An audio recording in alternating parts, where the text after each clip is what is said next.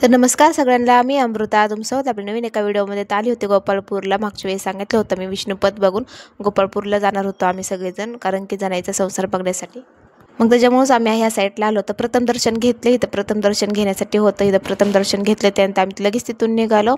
जणायचं आहे ना, वरती आहे वाडा, इथून आपलं रस्ता खूप मोठा आहे, चालणं भरपूर आहे इथं। मग चालत चालत आहे ना प्रथम दर्शन घेतलं श्रीकृष्णाचं।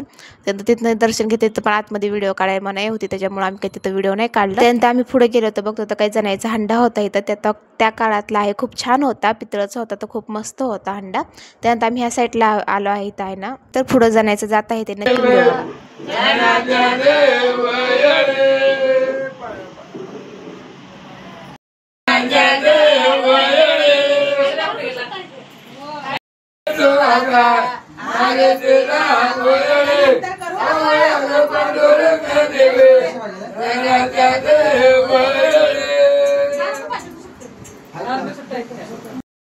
ते जणायचं जातं होतं तिथं ना, आपण जातानी ना दळण दळायसारखं असं होतं, खूप छान होते की कोण सगळ्यांनी जातं दळून घेतलं, जात्याचा ना आशीर्वाद घेतला, खूप छान असतं।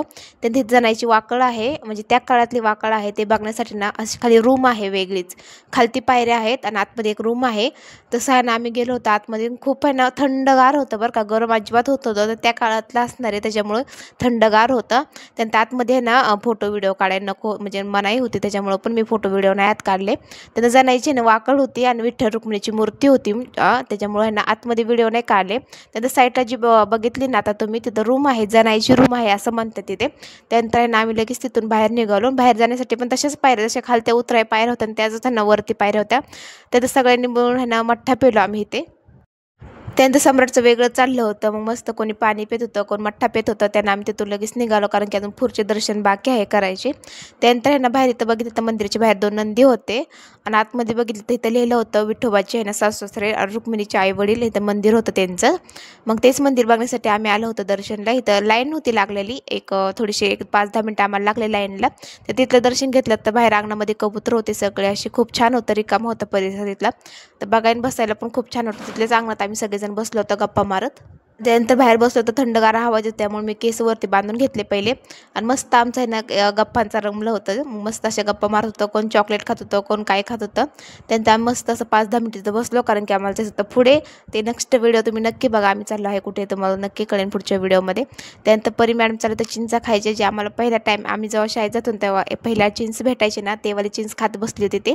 त्यानंतर चेरीला तहान लागली होती, म्हणजे छान मस्त असं पाणी पिली ते। त्यानंतर आम्ही फोटो काढले, काही व्हिडिओ काढले, त्यानंतर इथं दर्शन घेतलं। इथं दत्ताचं पण मंदिर आहे, श्रीकृष्ण दत्ताचं पण मंदिर आहे। त्यानंतर ते आहे ना तिथलं दर्शन घेतलं, त्यानंतर आम्ही लगेच तिथून निघालो। इथं जायला अशीच वाट आहे, सरळ रस्ता आहे। त्यानंतर मावशी आणि तिच्या भाच्याचं झालं होतं, दोघं संघच निघत होते पळतच पुढं। त्यानंतर एक आमच्या चुलतीने थंडगार अशी बॉटल घेतली आम्हाला पिण्यासाठी। इथं पण 5-10 मिनटं बसलो का, तर चालणं खूप आहे, उन्हात एवढं चालणं होत नाही आम्हाला।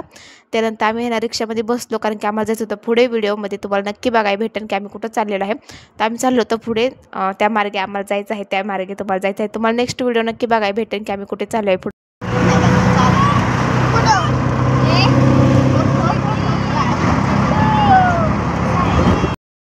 तर पुढचा व्हिडिओ नक्की बघा की आम्ही कुठं जाणार, तुम्हाला नक्की समजेल। तर असंच आजचा व्हिडिओ आला तर लाईक कमेंट सबस्क्राईब नक्की करा। भेटू नेक्स्ट व्हिडिओमध्ये।